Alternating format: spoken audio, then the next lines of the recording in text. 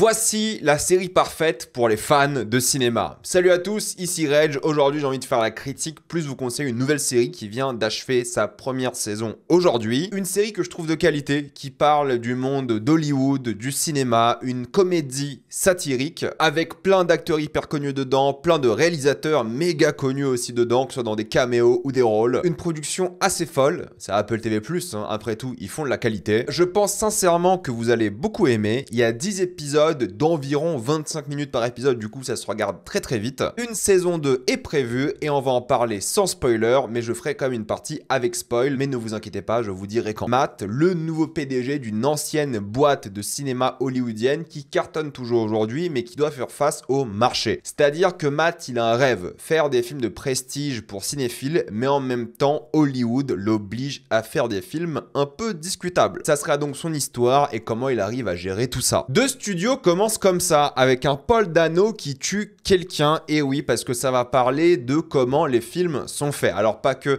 exactement, mais ça met bien dans l'ambiance de manière générale, parce qu'il y a plein de mises en scène de faux films. Du coup, dans le monde de la série, ce sont des vrais films. D'ailleurs, pas assez, je dirais, je pense qu'il en fallait un peu plus. Quasiment dans chaque épisode de début, il y en a une. Mais en tout cas, c'est ça qui te met directement dans l'ambiance, c'est que c'est une série où il y aura plein de caméos, plein d'acteurs connus, plein de réals connus, et ça sera à propos d'Hollywood et comment ils font ces films. Et ça qui est intéressant, c'est qu'en fait, on va suivre ce mec qui s'appelle du coup Matt, et vous avez bien vu, hein, ça a changé de format parce que là c'était en scope vu qu'il faisait un film, et là c'est au format télé, on va dire. Mais ce qui est fort, c'est qu'en fait Matt, c'est un mec qui vient de devenir PDG d'une grande boîte continentale, elle s'appelle comme ça, et il est appréciable parce que le mec est fan de cinéma. Il veut faire, c'est lui qui le dit, hein, des films comme Chinatown, même si malheureusement ces films comme Chinatown et Annie Hall sont faits par des pervers, hein, c'est l'une des blagues de la série, mais en même temps, bah, forcément son ambition le pousse à devoir faire des films de merde, et ça sera ça un peu la ligne directrice, je vais en parler dans quelques secondes, mais grosso modo, ça qui est intéressant, c'est comment lui, ses passions personnelles de faire des films de prestige, de grands réals, de qualité, vont faire face au marché, aux besoins des investisseurs de faire des films un peu à la con pour ramener plein d'argent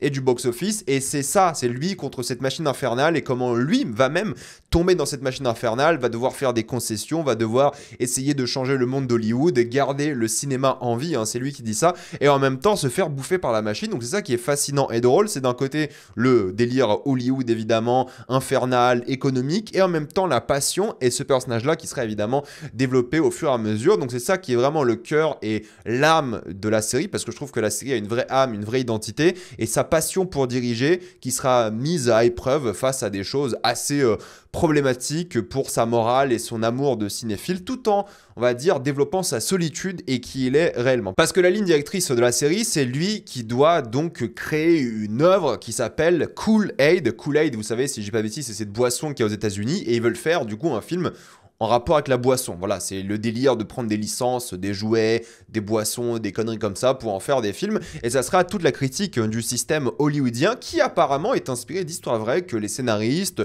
les réalisateurs de la série ont vécu et ont entendu dire à Hollywood de manière générale. Donc ça qui est fort, c'est qu'en fait c'est très authentique. Et d'ailleurs, il y a beaucoup de gens, de vrais professionnels du monde hollywoodien, qui ont dit que la série est malheureusement trop authentique, trop réaliste, et c'est un peu bizarre. Vous vous rappelez, il y a un film qui était sorti il y a quelques années qui s'appelle La mort de Staline, et les gens trouvait que la mort de Staline était trop comique, trop satirique, parce qu'en fait c'était tellement barré comme concept que c'était impossible que ce soit vrai. Et ça m'a un peu fait penser à ça dans le sens où la mort de Staline était apparemment beaucoup trop véridique pour ce que c'est, parce qu'apparemment la mort de Staline en soi était vraiment comique. On s'est compris, hein. Mais là, c'est un peu la même chose. C'est que tu dis, c'est tellement barré, tellement stupide que c'est impossible. Et apparemment, bah, beaucoup des choses sont vraies et barrées et stupides dans la vraie vie. Donc c'est ça qui va être fun à regarder. Et d'ailleurs, Seth Rogen réalise et écrit beaucoup d'épisodes. Et c'est filmé en faux plan séquence. Donc il y aura des coupes invisibles. Et parfois, ils s'arrêtent sans raison. C'est-à-dire qu'ils vont faire un plan séquence, ils vont faire un cut. Tu dis pourquoi ils ont fait un cut alors qu'ils auraient pu continuer. Donc c'est un peu un parti pris que je trouve aléatoire à certains moments. Parfois, c'est génial parce que ça te met dans la frénésie du monde, les dialogues, la manière dont les acteurs jouent, la manière dont en fait tout ce monde hollywoodien est à quelques minutes l'un de l'autre, parce qu'il y a plusieurs mondes à Hollywood et ils sont tous à côté en réalité. Parfois il y a des super transitions de caméra par rapport à des bâtiments, des parkings, ça fait un super travail, et parfois ça fait des cuts, tu dis pourquoi ils ont cut là alors qu'ils sont en plein plan séquence. Bon, c'est utile à la fois que c'est un peu bizarre comment ils l'ont utilisé. c'est bien fait. Pour le coup, il y a toujours ces tambours et ce stress qui arrive dans chaque séquence parce qu'en fait, chaque épisode a une sorte d'objectif assez unique. En réalité, tu peux regarder chaque épisode dans le désordre. Ça ne change quasiment rien. C'est à chaque fois une histoire indépendante concernant Hollywood et il y a même un petit fil rouge, mais en vrai, quasiment pas. Et c'est ça que je trouve fun en réalité. À la fin, il y a un double épisode, mais sinon, tu peux tout regarder comme ça, quasiment dans le désordre, même si évidemment, je ne le conseille pas parce que chaque objectif sera intéressant. Genre, un épisode va commencer. Au début de l'épisode, on va te dire c'est quoi le but de l'épisode et tu sais comment ça va finir dès le début. C'est ça qui est drôle, c'est qu'il y aura un enjeu et une sorte de problème et tu sais que ça va mal finir, mais tu sais pas comment ça va mal finir et tu sais pas qu'est-ce qui va se passer pour que ça finisse mal. Et en réalité, ce qui est drôle, c'est que c'est toujours la faute de Matt et c'est son ego, c'est son amateurisme qui va faire tout déconner à chaque fois. Donc c'est ça qui est fun à regarder, c'est voir comment il essaie de s'en sortir, comment il essaie de régler ces problèmes-là. Et c'est ça qui est drôle d'après moi, c'est qu'il y a un vrai crescendo dans chaque épisode et tu sais que ça finit mal et c'est ça qui crée un vrai stress, c'est ça qui crée une gêne parce qu'il y a des moments où dès le début de l'épisode tu sais que ça va très mal finir et ça va te gêner incroyablement parce que c'est vraiment pas un truc que tu as envie de voir, mais c'est ça qui est drôle, c'est ça qui est fun et lorsque ça arrive ou lorsque tu penses que ça va arriver, je trouve que c'est super réussi et la série est drôle.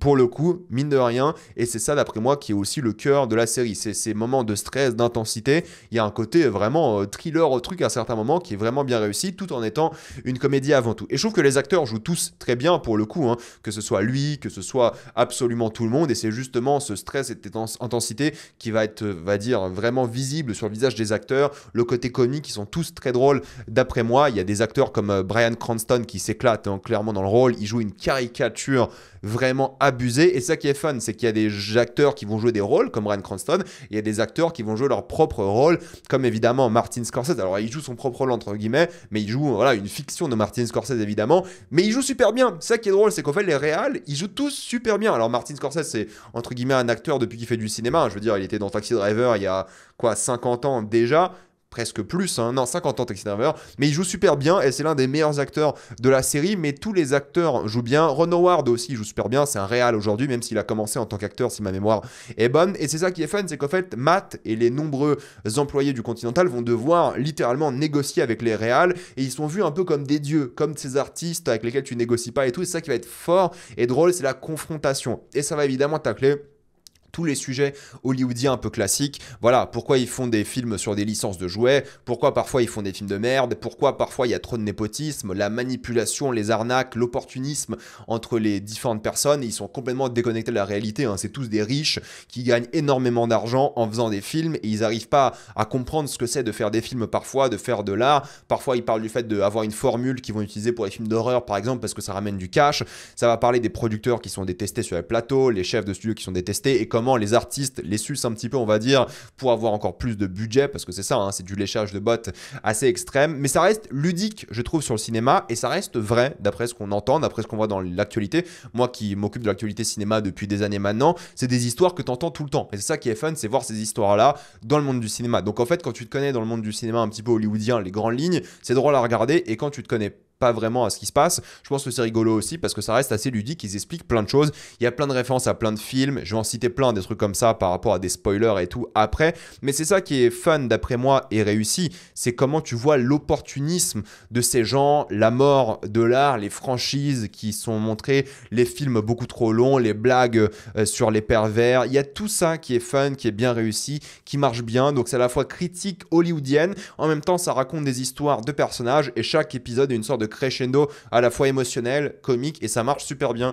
de ce point de vue là et tous les épisodes vont aller dans cette direction, il n'y a pas d'exception hein, pour le coup. Alors pas tous les épisodes marchent aussi bien que certains, mais il y a des vraies fulgurances où t'es mort de rire, il y a des trucs qui arrivent, t'as vraiment envie qu'ils arrivent à certains moments, donc c'est vraiment fort. Je pense à un épisode avec des médecins qui est à mourir de rire, donc c'est ça qui est cool, c'est qu'en fait d'un certain point de vue ils peuvent aller dans plein de directions parce qu'il y a 1000 histoires à raconter sur Hollywood, ils peuvent faire 20 saisons en théorie parce qu'en vrai t'as juste à voilà, prendre des histoires à droite à gauche, raconter plein de trucs comme ça. Ils peuvent prendre des histoires de là, un PDG d'une boîte. Ils peuvent prendre, je sais pas, un jour une saison sur un acteur, un jour une saison sur un producteur qui est plus proche de la production d'un film. film de manière générale, soit un scénariste et tout. Donc en vrai, c'est un concept qui est inépuisable, entre guillemets, avec un truc qui marche bien. La comédie dramatique, et c'est hyper fort. Ils peuvent faire des saisons, mais qui n'ont rien à voir l'une avec les autres. Donc en vrai, même s'il y a un peu des redites et je trouve la fin un peu faible, globalement, c'est bien quand ça parle de cinéma, quand ça parle de personnages, c'est divertissant, c'est fun. Après, il faut aimer les comédies satiriques. Moi, j'aime bien, ça me fait marrer. Je trouve qu'il y a une vraie mise en scène, c'est réussi.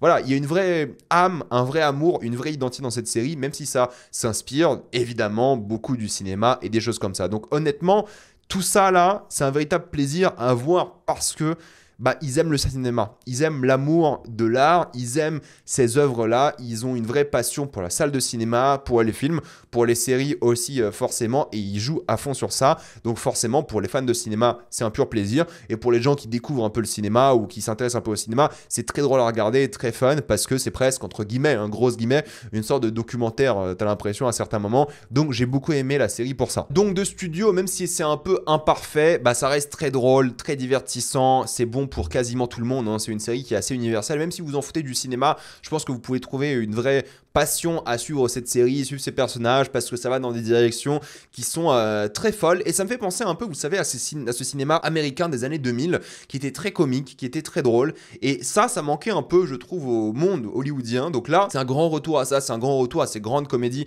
américaines, et pour les fans de ça, vous allez kiffer, vous allez vous marrer. C'est pas la plus grande série de l'année non plus, mais vu qu'il y a un vrai respect pour l'art, et en même temps, ils racontent leur propre histoire, je trouve ça vraiment réussi, donc je ne peux que vous la conseiller. Apple TV+, 10 épisodes de 25 minutes, ça se regarde très très vite. Moi, je regardais quasiment semaine par semaine, et c'était un pur plaisir. Et maintenant, la série s'est achevée, et j'ai hâte de voir la saison 2, et je pense que ça va arriver assez vite, hein. Je veux dire, c'est quasiment des plans séquences, ils n'ont pas beaucoup de post-prod non plus, ça se fait assez rapidement, donc je pense que tous les ans, on va se taper une saison de studio, donc j'ai hâte de voir ça, et je ne peux que vous la conseiller en réalité, même si encore une fois, vous attendez pas un chef-d'œuvre, ça reste une comédie satirique, c'est pas pour tout le monde, mais je pense que pour les gens qui aiment bien ce genre d'histoire, ce genre de délire, vous allez vraiment kiffer. C'était mon cas. Maintenant, on va spoiler dans 3, 2, 1, c'est parti, je spoil. L'idée même de commencer la série avec un épisode sur Martin Scorsese, avec lui qui essaie de financer son film, vous savez, sur Jonestown, qui a l'air d'être une super idée, et j'ai envie de voir ce film sur Jonestown, même si apparemment maintenant ça sera Bill Hader chez HBO qui va le faire pour de vrai, mais en mode série télé évidemment. Martin Scorsese, génial, il y a un vrai crescendo parce que ça se passe bien, tu vois, il a l'occasion de réaliser en tout cas le rêve de Martin Scorsese, de le faire réaliser ce projet à 200 millions, il est hyper content, c'est ce qu'il voulait faire, Matt, tu vois, c'est ses films de prestige. Qui de mieux que Martin Scorsese pour faire un film de prestige pour ta nouvelle boîte, tes PDG, t'imagines, tu l'embauches, mais malheureusement, il y a conflit d'intérêt avec Kool-Aid, toutes ces choses-là, et ils achètent le scénario de Martin Scorsese pour ne jamais le sortir. Il commence à pleurer parce que c'est son dernier film, c'était son chant du cygne apparemment qu'il voulait réaliser.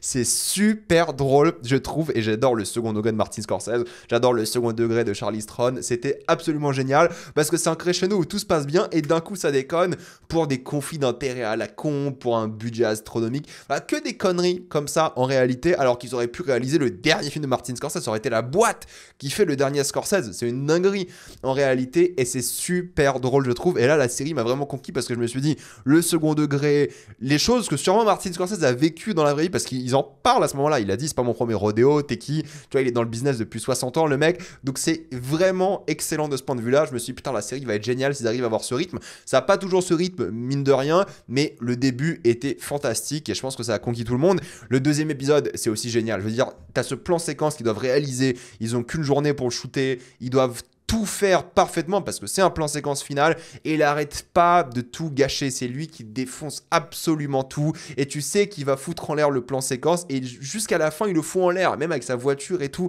C'est tellement drôle. En plus c'est filmé en faux plan séquence aussi. Il y a encore une fois ce crescendo, cette ébullition de tout qui déconne. J'ai adoré voir ça pour le coup. En plus t'as ce truc où la réalisatrice elle demande 800 000 balles de plus pour une chanson des Rolling Stones si ma mémoire est bonne. Donc c'est horrible à regarder, c'est des frissons de gêne tout le long parce que putain tu sais que le mec va déconner. Mais c'est ça qui est bien, c'est ça qui est drôle et c'est fun. C'est comme l'épisode 3 avec Ron Howard. Alors premièrement, Ron Howard, génial. Anthony Mackie, quand il fait de la comédie, je le trouve vraiment top. Il devrait faire beaucoup plus de comédie que des rôles entre guillemets sérieux, parce que c'est là qu'il est vraiment bon, Anthony Mackie. Mais en tout cas, ce qui est fun, c'est que Seth n'aime pas le film. Et c'est ça qui est conflictuel, c'est qu'en fait, le mec, il a un réal aussi de renom, il a fait un film personnel, unique, et le mec, au final, a envie de lui dire de couper genre les 45 minutes de fin parce que le film est trop long, parce que la fin est nulle, ça gâche apparemment le film, et il est face à ce mec-là qui se rappelle de lui, hein, parce qu'il sait qu'en fait, Matt, il a des mauvaises idées, et du coup, il veut pas lui faire confiance. En même temps, lui, il aime le cinéma, il a envie de laisser les auteurs faire ce qu'ils veulent, mais en même temps, il aime pas le film. Du coup, c'est ça qui est drôle, c'est ces paradoxes-là, en mode, ok, on n'aime pas le film, mais c'est quand même un film d'auteur, d'un mec hyper connu et tout. Qu'est-ce qu'on fait? Et c'est ça qui est drôle, c'est justement ces problèmes, ces conflits, ces enjeux, c'est ça qui est fun. Et quand tu sais que le mec se rappelle de lui, c'est hilarant encore une fois, il le défonce. Ron Howard est génial, il le pousse à un moment sur une table et tout, elle se casse. C'est fabuleux parce que c'est justement ça, c'est ces enjeux-là qui sont mis en avant, qui sont fun tout le long. Lui qui est un lâche, il a zéro courage toute la série, honnêtement. C'est génial. D'après moi, l'épisode 4, c'est une parodie entre guillemets de Chinatown, c'est une enquête, il y a un amour pour la pellicule, mais la pellicule devient en fait l'enjeu, le conflit. Donc c'est encore une fois un paradoxe sur le mec qui veut sauver le cinéma d'antan, de l'époque, qui était filmé sur pellicule, qui était intéressant, parano comme lui, un petit peu, et en même temps, en fait la pellicule, au final, si quelqu'un vole la pellicule, c'est fini. Donc il y a un truc de sabotage par rapport au cinéma et tout, d'Olivia Wilde qui joue un peu une réalisatrice folle. C'est assez génial, encore une fois, je trouve qu'ils ont vraiment réussi le début de la série. Là où je me suis posé un peu plus de questions, c'était par rapport à la confrontation des deux producteurs. J'aime bien la guerre d'ego, pour le coup, le côté opportuniste, promotion, ils sont pas réellement amis au final. Ils parlent de la famille ratée de l'un, ils parlent d'elle qui a pas vraiment de vie personnelle alors qu'elle essaie d'avoir un copain et tout. Tu vois, la vie sexuelle, sentimentale, la vie familiale, ils se sabotent tous les deux pour au final, voilà, être amis à la fin. Mais c'est intéressant de montrer la rivalité entre les deux et c'est cool d'avoir des épisodes qui sont pas centrés que sur Matt parce que ça montre aussi ce que les gens en dessous de Matt vivent au quotidien. Et ça parle aussi de cinéma, ils font rater tout un shooting de film à la fin, c'est assez drôle aussi à voir. Donc honnêtement, c'était très fun cet épisode-là.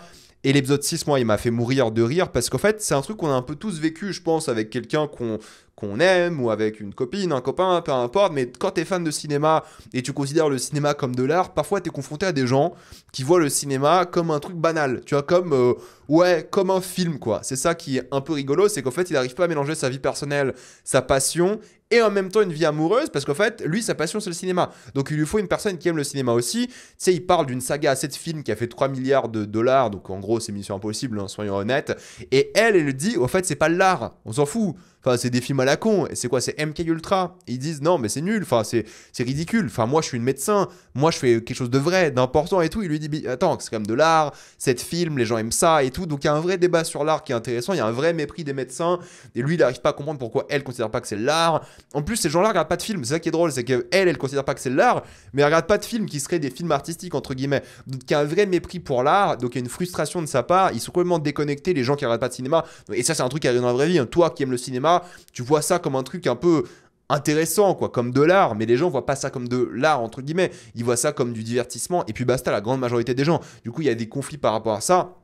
Et justement, cette frustration extrême, elle est géniale parce que le mec qui fait de l'art, il est blindé. Et le fait qu'il soit blindé, il permet de baiser, c'est lui qui le dit hein, dans l'épisode, de baiser ses médecins qui, eux, sauvent des vies. Mais c'est aussi un peu des petits cons, quoi, les médecins. Tu sais, ils font des galas, ils s'en foutent un peu de la charité et tout. Eux, ce qui les intéresse, c'est le golf, quoi, en Irlande ou en Écosse, je sais plus. Ils s'en foutent de tout ça. Et ça qui est drôle, c'est que le mec qui fait de l'art, entre guillemets, le truc pas noble, parce que contrairement à des médecins qui sauvent des vies, bah, il a plus de thunes. Il gagne mieux sa vie, il peut se permettre des dingueries. Et en même temps, les médecins, c'est un peu des petits cons. Donc ça qui est drôle, c'est qu'en fait, c'est peu manichéen de ce point de vue-là. C'est assez intéressant. Et jusqu'à la fin, il se bat contre ces médecins-là. Pourtant, tu devrais pas battre contre des médecins. Mais c'est aussi un peu des connards. Donc ça qui est drôle, c'est que tu vois tout ça, tous ces mécanismes-là. Et en même temps, lui qui veut les baiser, quoi. C'est ça qui est super drôle et qui marche bien. Et ça, jusqu'à la fin, quand il a besoin d'aide médicale, il est presque, entre guillemets, sur une sorte de lit de mort. Il refuse d'admettre que l'art, c'est pas important. Et en vrai, il a raison. L'art,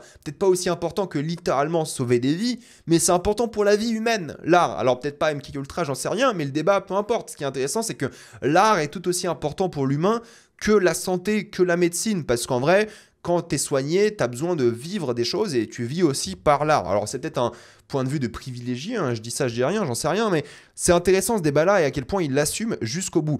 Et l'épisode 7, même s'il était un peu, je trouve, prévisible et facile, ce qui était intéressant, c'est qu'en fait, il parle d'un sujet sérieux, c'est-à-dire qu'ils ont peur d'être considérés comme des racistes, et Hollywood, maintenant, ils ont peur d'être racistes, du coup, ils surcorrigent le problème. Ils ont plein de débats sur comment ne pas être raciste et tout, et ils oublient le problème principal qui va réellement énerver les gens aujourd'hui, c'est l'IA. Du coup, le mec est en train de dire, ouais, ok, l'IA, ok, t'as le droit, mais il faut pas qu'on soit raciste. Alors que le vrai problème de l'épisode, c'était l'IA, au final. Et ça énerve même les gens qui bossent sur le film. T'as cette scène-là où il dit « fuck AI ». Donc c'est intéressant parce que Hollywood est toujours en retard sur ce qui se passe. Ils pensent plus à l'argent et à leur réputation de ne pas être raciste aujourd'hui. Du coup, ils surcorrigent des problèmes pour être politiquement correct, pour être un faux semblant de woke.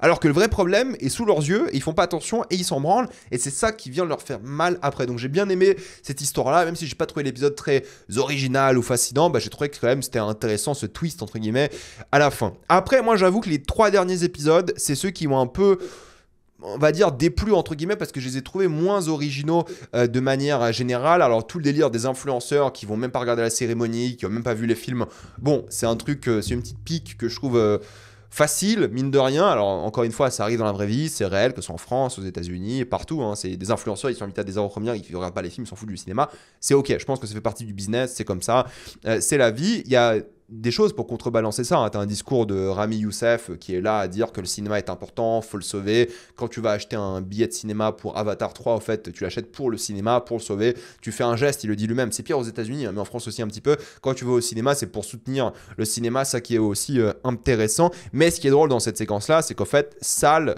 est beaucoup plus récompensé, et beaucoup plus félicité, et beaucoup plus remercié que Matt, qui ne cherche que ça. Parce que Matt, il veut laisser son empreinte sur le monde du cinéma, mais quand tu es un chef de studio, quand tu n'es pas un producteur, acteur, réal, artiste, quoi, d'ailleurs il se considère lui-même comme un artiste, eh bien pour lui c'est dur parce qu'il a envie d'être considéré comme ces artistes-là. Mais en fait c'est pas un artiste, c'est un PDG. Il y a cette discussion d'ailleurs avec Ted Sarandos de Netflix, c'est assez drôle parce que Ted Sarandos, lui, il le met contractuellement de le remercier pour son ego, pour Netflix et tout. Et en même temps, bah, lui, il le dit, bah, je suis pas un artiste, moi je suis un PDG, et puis comme ça. En vrai, ils ont un petit peu raison. Et Matt est un peu dans le déni par rapport à ça, mais il veut justement être remercié. Et ce qui est fun par rapport à cet épisode-là, c'est qu'en fait, ça montre l'hypocrisie des acteurs. Elle, Zoé Kravitz, qui dit tout le long, non, moi, je m'en fous, je sais pas si je vais gagner, c'est pas grave, alors qu'elle prépare son speech, elle a fait des dîners, elle a fait du lobbying, il y a presque de la corruption, et il y a cette anticipation où la confrontation est bien parce que lui veut juste être remercié, et elle s'en branle parce qu'elle a préparé son truc depuis des mois et des mois. Donc c'est un peu l'hypocrisie.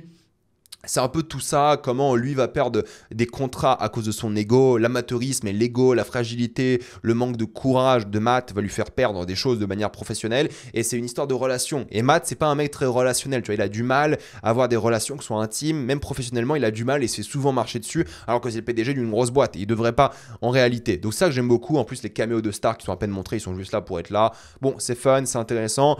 Bon, encore une fois, je trouve que c'est un peu long. Ils auraient peut-être mieux un peu profité du concept des Golden Globes et tout. Là, je trouve ça un peu simple. Mais la fin est géniale où son nom est coupé alors que c'est tout ce qu'il voulait, c'est entendre son nom.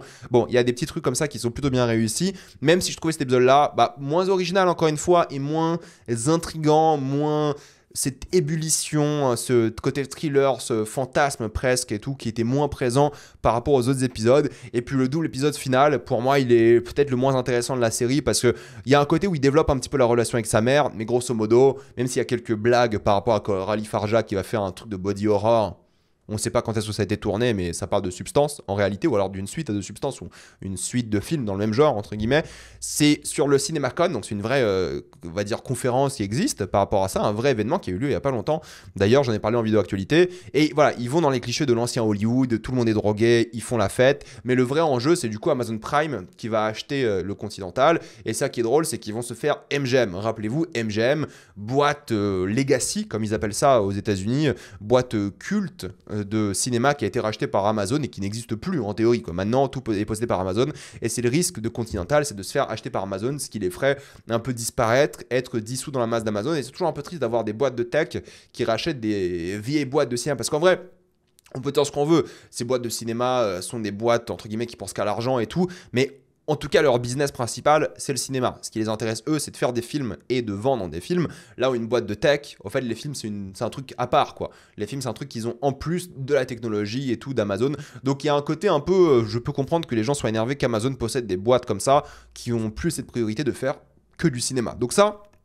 C'est assez intéressant, mais bon, je trouve cet épisode-là un peu simple, le cliché de la soirée, l'ébullition de la conférence. En fait, le fait que ce soit en 2 épisodes, pour moi, ça gâche un peu l'ébullition parce que du coup, ça fait retomber la sauce et la sauce remonte au prochain épisode, mais t'as plus cette ébullition de la semaine dernière. Donc, je pense que c'est un épisode qui c'est bien de le regarder d'affilée. Le 9 et 10 d'un coup, comme ça, t'enchaînes. Moi, j'ai attendu une semaine. Du coup, bah, quand l'épisode 10 arrive avec la conférence, bon, t'es moins intéressé, t'es moins dedans personnellement, je trouve, mais ça reste cool, ça reste un épisode sympa, génial. La conférence à la fin avec ce Bryan Cranston complètement défoncé et assez drôle, mine de rien, mais c'était le moins original, je pense, et c'était un peu un anti-climax pour moi pour une fin de saison, surtout quand le début de la série était génial, mais ça reste bien, ça reste divertissant, c'est très cool, et ce qui est bien, c'est qu'en fait, Matt, et c'est ça la force pour moi de la série, c'est que Matt est un bon gars, il a de bonnes intentions, mais il est nul.